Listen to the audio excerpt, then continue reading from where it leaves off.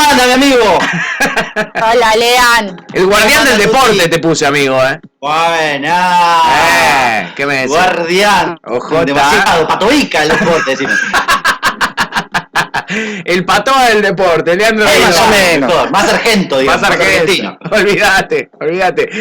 Mi amigo, ¿con qué venimos en este fútbol? Que parece que, en este deporte en general, pero en el fútbol que parece que vuelve. Yo estoy emocionado.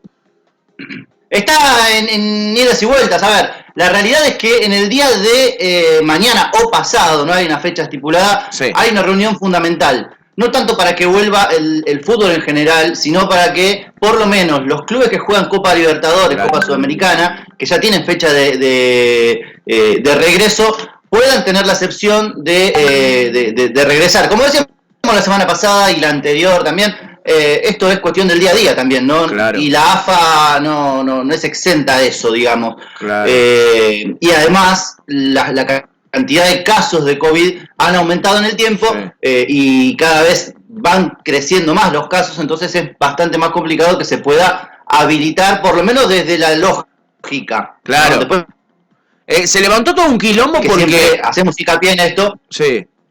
No, decía que se armó todo un quilombo, ahí justo que se te cortaba, aproveché para meter un bocadillo y explicar lo de la Libertadores. Sí, mi amigo, se armó un quilombo porque de repente ya están las fechas para los partidos de la Copa Libertadores y acá en Argentina no volvieron ni a entrenar. Vamos a tener que enfrentarnos a equipos paraguayos, por ejemplo, que están entrenando hace un mes y medio, 2 meses sin problema. Lo mismo con Brasil, y eso hizo que se tenga que acelerar un poquitito, ¿no? No, y además hay equipos como River, por ejemplo, que tiene que visitar a San Pablo en Brasil, que tiene que viajar a la altura, y hay situaciones en las que dirigentes de River no quieren, por ejemplo, ingresar a Brasil, un país donde la pandemia no está controlada ni a los premios, y donde sería también un riesgo. Boca ya jugó en Venezuela, hubo ahí una cuestión polémica de Mario Pergolini, que la semana pasada había dicho que Boca tenía que viajar a Venezuela. Bueno, Boca ya jugó en Venezuela, pero igualmente tiene que afrontar partidos en el extranjero, pero por lo menos saber que pueden entrenarse, y esto va a ser clave las reuniones que puedan llegar a tener tanto Chiqui Tapia como Ginés González García entre mañana y pasado. La intención es que, de los clubes por lo menos, es que el 3 de agosto se vuelvan a los entrenamientos. Recordemos que, por ejemplo, casos como River no tienen problemas de infraestructura como habíamos planteado la semana pasada. River tiene el Camp Nou, el River Camp, más o menos lo mismo, que tiene más de 8 canchas, que puede tranquilamente hacer entrenar todo el plantel separado en grupos de 6. Boca lo mismo, Boca tiene donde meter jugadores. Hay muchos casos que son así. El problema son con el resto de los clubes que necesitan reintegrarse a la actividad, los jugadores que necesitan entrenarse, y también, volvemos al mismo tema de siempre, el tema económico. Hasta que los clubes no tengan una fecha estipulada de regreso a los entrenamientos, los contratos de los jugadores, los traspasos de los jugadores, todo el mercado que se mueve a raíz del fútbol está parado, porque hasta que no se sepa qué va a pasar con el fútbol argentino, muchos jugadores, principalmente del plano internacional, no quieren escuchar ofertas de los clubes argentinos. Es el caso, por ejemplo, de William Tecillo, un jugador que Boca estaba buscando, un central que Boca viene buscando hace tiempo. Bueno, el León de México no lo quiere largar, y el jugador también. Empieza a ver que en el fútbol argentino todavía las cosas no están dadas para saber si se vuelve o no se vuelve, cuando en México ya se volvió. Caso Mauricio Isla también, en el caso de Boca, que el jugador quiere venir, pero si va a venir para hacer banco o para estar en la casa entrenando por Zoom, no tiene sentido un jugador de alto nivel profesional. Así que eso también afecta bastante al mundo del fútbol. Me imagino. Para hablar, mira, hay un par de temas. Yo le había prometido a Tuti que íbamos a hablar un poco de fútbol femenino, y lo prometido es deuda, así que lo tengo preparado para hablar un poquito de la situación del fútbol femenino. Antes de eso, no me quiero ir del tema del día. Yo ayer le tiraba a Tuti, siempre le tiro cuando me pregunta, tema del día, por ahora, tal cosa, le digo. Porque claro, es el día de ayer, domingo es lunes. El lunes es hoy. Y hoy el tema del día pasa por Gastón Silva, ¿sí? Por el jugador preferido de la Dire. Sí. El jugador preferido de Julieta Laborde. Exactamente. ¿Qué pasó? ¿Qué pasó con el uruguayo Silva, mi amigo? ¿Qué pasó en Independiente? Bueno, en Independiente hay un tema complicadísimo desde lo económico. Se le deben a muchos jugadores, y cuando digo a muchos, es a casi todos, sí. Y a muchos empleados también, a muchos empleados de UTEDIC, se le debe mucha guita, muchos sueldos. Sí. El equipo de Moyano fue arreglando, digamos, entre lo que pudo, con varios de los jugadores. Ahora, con Silva no es el caso. El uruguayo Silva reclamaba 8 meses de sueldo, el club no estaba dispuesto a pagárselo, y el jugador se declaró en libertad de acción, con el pase en su poder, digamos, como cualquier laburante que se considera despedido porque no le pagan hace 8 meses. Total. Exactamente. Claro. Locura. ¿Cuál es la cuestión acá? Locura. ¿Cuál es el tema del día? Sí. Durante este tiempo, los que hablaban eran los dirigentes de Independiente, explicando que Gastón Silva no escuchaba las ofertas que el club tenía para darle, y que era la decisión del jugador irse del club y quedarse con el pase en su poder por un tema económico. Hoy, o más en realidad en el día de ayer a la noche, Gastón Silva escribe una carta pública en sus redes sociales en donde le pega con todos los palos posibles a la dirigencia Independiente, trata de terrorismo de mercado la actitud de los dirigentes del Rojo. ¿Y por qué habla de esto? Porque más allá de la deuda que tiene el Rojo con Gastón Silva y por la decisión de declararse en libertad de acción que tiene el jugador, Independiente lo demandó a Gastón Silva por $8 millones. Sí, 8 palos verdes. ¿Y cuál es el problema con esto? No es que el jugador tenga que pagar $8 millones, aunque sí podría pagarlo, pero la cuestión es que obliga a cualquier club que quiera contratar a Gastón Silva a hacerse cargo de esa demanda. ¿Se acuerda? Vos, Patorre, no sé si a Tuti le gusta demasiado el fútbol, pero a Patorre sí se va a acordar del caso del Burrito Ortega cuando vino del Fenerbahce a River. Sí. Bueno, salió de Turquía el Burrito Ortega y no podía acercarse ni siquiera cerca, ¿no? Ni por Austria, no podía ir ni a Alemania, ni a Rusia, ni a Ucrania, porque cerca de Turquía lo mataban. La cuestión era que el Fenerbahce también le había demandado al Burrito Ortega en una suma de guita importante, que no me acuerdo ahora, pero la situación era similar. El Burrito Ortega se cansó de los turcos y se fue a la mierda y se vino a Argentina. El caso de Silva es más o menos igual, con la diferencia de que el uruguayo está bien asesorado y aclara de que sí, obviamente este reclamo lo presentó ante la FIFA, pero que si tiene que esperar lo que tiene que esperar para que la FIFA le dé la posibilidad que expida cuál va a ser su decisión, va a esperar. Esto puede ser 1 año, 2 años, 3 años, que no obliga al jugador a no jugar. ¿Sí? Aclaro esto, puede jugar de cualquier lado. La cuestión es que el club que lo contrate va a tener que hacerse cargo de esa demanda Independiente de $8 millones. Es una locura. Nadie, digamos. Nadie va a hacerse cargo de esa demanda de $8 millones porque quizás lo contrataste, pasaron 2 años y después tenés que poner $8 millones arriba si la justicia falla a favor de Independiente. Estás hablando de un jugador que el pase aproximadamente pensá que hace 2 años Independiente pagó 1.600.000, si mal no recuerdo. Es decir, hoy a lo sumo podría estar en 1.500.000. No. El gasto de pase, digamos, no de transferencia. Mi amiga Clara, totalmente enferma de Independiente, manda dolor país, me hacen mal. Y además cuenta un dato, ustedes que mencionaron al Burrito Ortega, dice, cuando fui a Turquía, ella fue a Turquía en enero, el guía nos mostró el boliche al que fue el Burrito Ortega, o sea, a ese nivel. Tipo, esa era parte del debe haber sacado punta a ese boliche, el Burrito. Muy bueno. Sí, por supuesto, tiene más noche que Onur, el Burrito Ortega. Más noche que Onur me mató. Claro. Bueno, así está la situación de Gastón Silva. O sea, hay que vender la cancha, más o menos. ¿Cómo? ¿Qué tanto costó hacer la cancha? Hay que venderla ahora para poder pagarle. Y sí, porque ya los trofeos se los llevó Leguizamón y el resto, así que no te queda demasiado para hacer.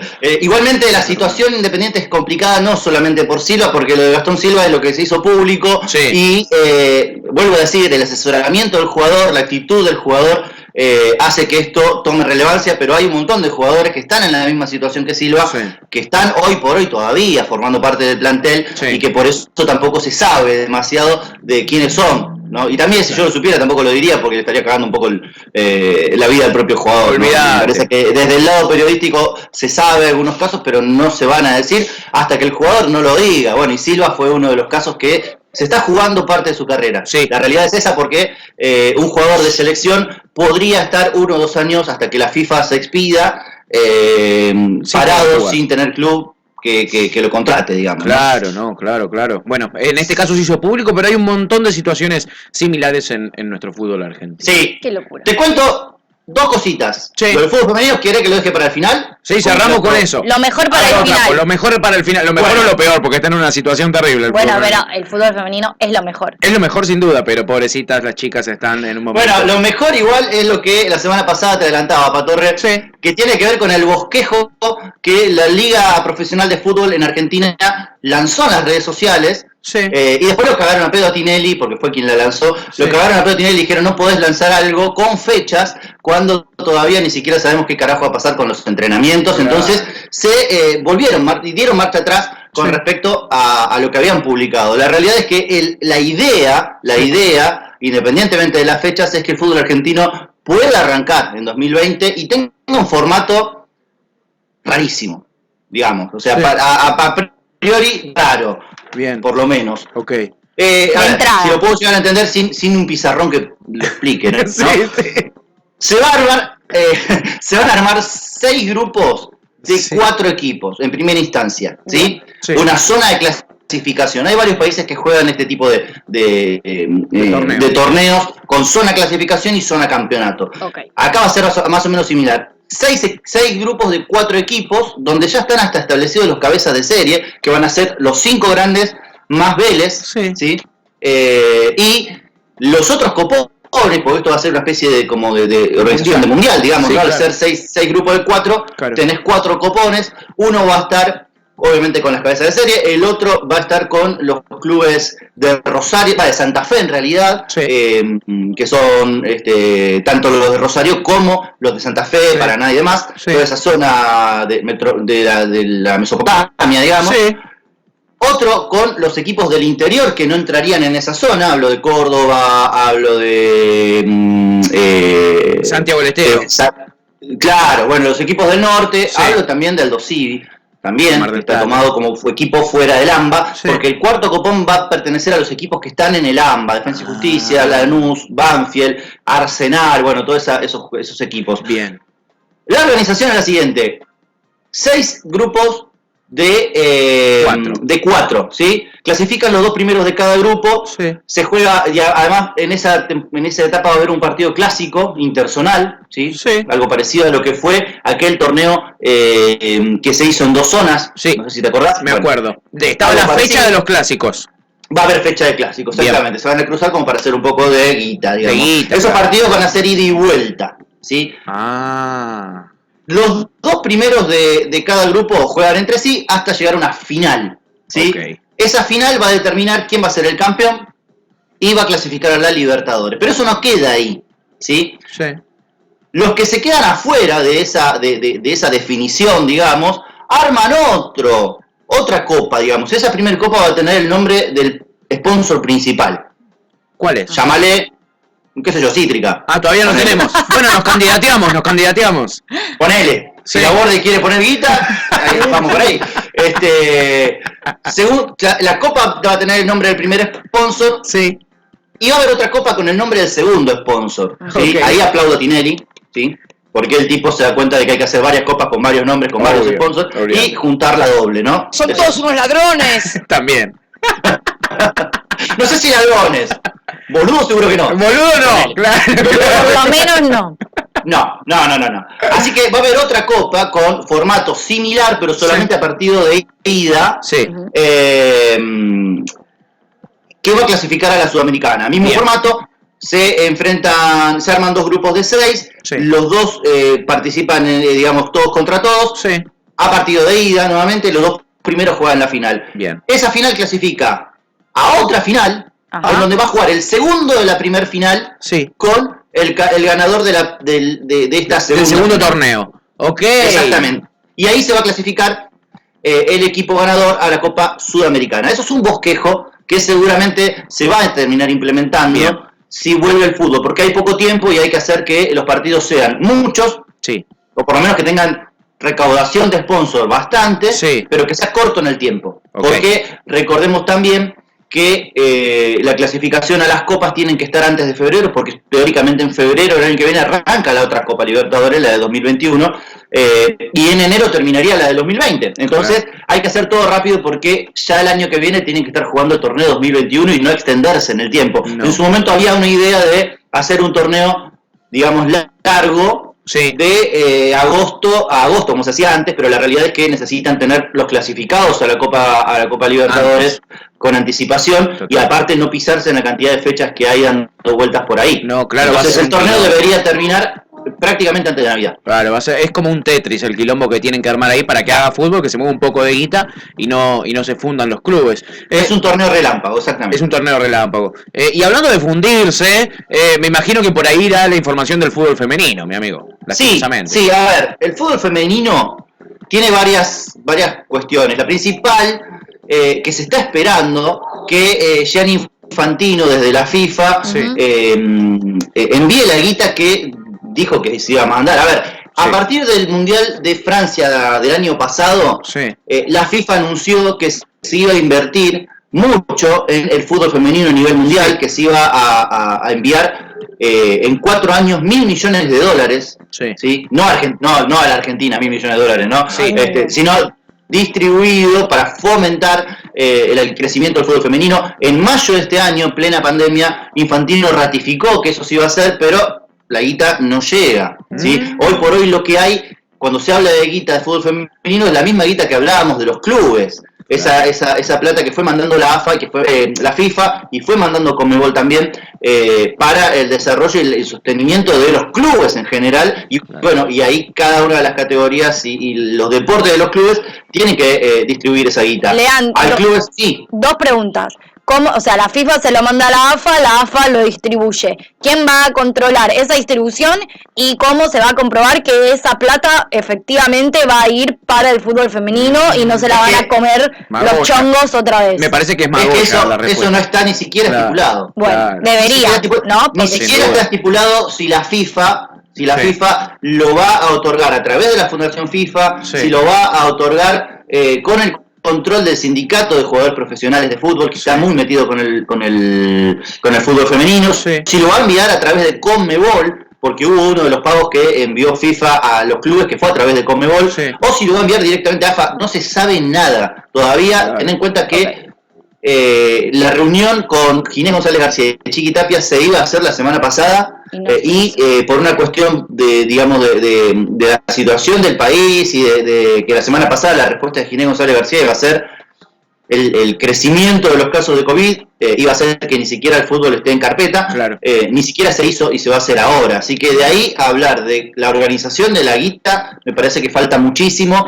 Por eso también no se envía, y por eso al no enviarse los clubes se mantienen con lo que pueden, y por eso es que hay un éxodo bastante masivo de jugadoras del fútbol argentino, principalmente en este mercado de pase. A ver, recordemos que el mercado de pase del fútbol femenino no es el mismo que el masculino. Las jugadoras se van para crecer y para tratar de buscar un camino profesional, más allá de que en Argentina se está empezando con este tema de profesionalismo. Hice una lista más o menos de la cantidad de jugadoras que se fueron con el pase de su poder, digamos, ¿no? Porque no le dejan nada a los clubes cuando hacen una transferencia. No, claro. Estuve hablando con el técnico de Racing, está muy preocupado, el Tano Spinelli. Íbamos a sacarlo al aire, pero al final, bueno, no pudo en el horario, pero sí estuve hablando con él, me dijo que están muy preocupados, porque si bien hay muchos contratos que se renovaron, hay muchísimos que no, y bueno, muchas jugadoras se fueron. 11 jugadoras del plantel finalizaron, digamos, su contrato con Racing y se fueron, principalmente Mili Menéndez, que es la goleadora y la delantera de la selección argentina, que ya fue presentada en el Granada de España. A ver, por el lado profesional es buenísimo, porque las jugadoras tratan de crecer en planos internacionales donde quizá el sueldo mejor, donde quizá pueden vivir del fútbol, digamos, ¿no? Pero a nivel club es muy complicado. No solamente en Racing es quizá donde mayor éxodo hay, porque hay 11, por ahora, al día de hoy son 11 jugadoras que se fueron, pero Boca se fueron 3, en Excursionistas 3, en Platense se fueron 6, en la Guaya Urquiza 7 jugadoras, y recordemos que no hay demasiada pasta que sacar en la bolsa, digamos, no es que metés la mano así y sacás jugadoras de fútbol y que estén a la altura, digamos, en este momento. Por eso la idea de la AFA se mantiene, y esa es otra de las cosas que hay que hablar del fútbol femenino, que tiene que ver con la post-pandemia. Sí, a ver, si sobrevive el fútbol femenino en los clubes que pueda llegar a sobrevivir, van a haber dos cosas puntuales que la AFA ya determinó y que se sostienen en el tiempo, y una es que cada club va a tener que presentar, para poder participar en el torneo, un equipo de reserva.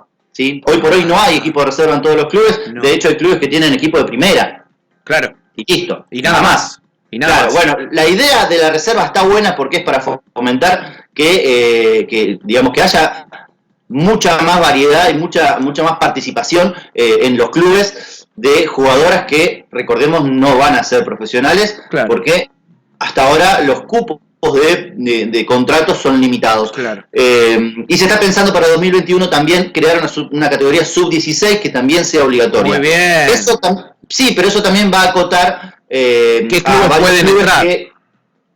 Varios clubes que todavía no le dan ni siquiera mucha pelota a las inferiores, donde sí tienen muchísimos jugadores, ¿no? de los masculinos, y van a tener que distribuirse tareas y también distribuir montos y sumas de dinero para generar categorías infantiles inferiores, digamos, del fútbol femenino. Sin ayuda económica va a ser muy complicado para algunos clubes poder presentarse. Es decir, si esto es un condicionamiento para que los clubes presenten equipos en el femenino, sin la ayuda económica va a ser complicadísimo, y a la vez como va a generar que muchos clubes terminen ni siquiera participando. Como decisión política que entendemos que no tienen, recién estábamos hablando de que hay clubes, está bien que es el club del que soy hincha, pero digo que hay clubes que ni siquiera le pagan o no llegan a pagarle a sus figuras masculinas a nivel, o sea, sus figuras, y que tengan una decisión política de invertir plata en fomentar el fútbol femenino, cuando ya sabemos que a las cabezas de los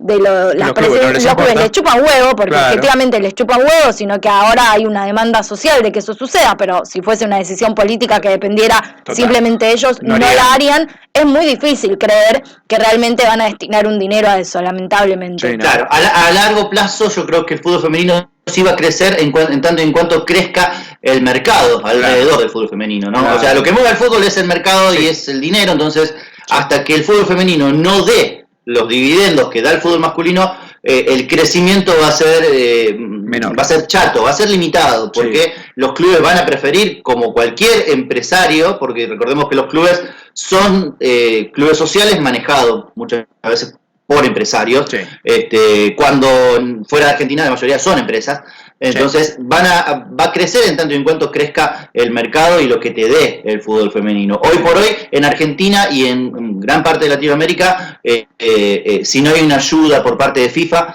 y no se distribuye mejor el ingreso al fútbol femenino, está muy, pero muy, muy complicado. Tiro una cortita, así ya me despido, que tiene que ver con fútbol femenino, que tiene que ver con una vivada del Chiqui Tapia, que capaz salía bien, al final no salió bien, pero quizás salía bien. Argentina estaba jugando el Sudamericano Sub-20, que se organizó el año pasado en San Juan y San Luis. Quedó afuera de la fase final, o sea que no clasificó al Mundial, que se iba a jugar en primera instancia en Nigeria, en este 2020. La realidad es que Nigeria se bajó, o la bajaron de la candidatura en realidad, por problemas de infraestructura. Esto fue previo a la pandemia, y los nuevos organizadores iban a ser Panamá y Costa Rica conjuntamente, así como fue Corea y Japón en el masculino, iba a ser Panamá y Costa Rica. Bueno, Panamá el mes pasado anunció que se bajaba de la candidatura por la situación de la pandemia, y Chiqui Tapia quiso adelantarse a la situación y decir que Argentina no está clasificada, pero si lo organiza, podría clasificarse al femenino sub-20. Entonces presentó la postulación de Argentina, que ya tenía las sedes organizadas por los sudamericanos, sí, serían San Juan y San Luis, y estaba latente la candidatura de Argentina. Si Argentina organizaba, Argentina clasificaba automáticamente. Sí. ¿Sí? Eso estaba bueno. Estaba bueno. Pero claro, se olvidaron que Panamá lo organizaba junto con Costa Rica, y Costa Rica dijo, no, yo no me bajo, se baja Panamá, pero yo no. Así que finalmente el Mundial se va a jugar en Costa Rica, ya lo hicieron oficial, va a ser sede única, pero Argentina tiró un tirito a ver si picaba, y bueno, lamentablemente esta vez no picó. Le salió mal, la vivada argentina, en este caso, no pudo trascender fronteras. Impecable informe de Leandro Vidovic, la vuelta del fútbol masculino, los desastres en el fútbol femenino, desfinanciado y con un montón de jugadoras yendo a buscarse la vida al extranjero, en un momento donde estaba creciendo el mercado, muchas de las jugadoras, de las mejores jugadoras se nos van, y eso desprestigia claramente el mercado y disminuye la posibilidad de que se siga profesionalizando al ritmo que venía el fútbol femenino, porque las grandes figuras se terminan yendo. Entonces es un tema para seguir analizando y que seguiremos de cerca bien en esta columna. Leandro Vidovic, impresionante lo suyo, caballero, ¿qué le voy a decir ya? Muchas gracias, mi amigo, siempre junto al pueblo. Firme junto al pueblo. Genio. Leandro Vidovic, chao mi amigo, hasta el lunes. Chao, hasta el lunes.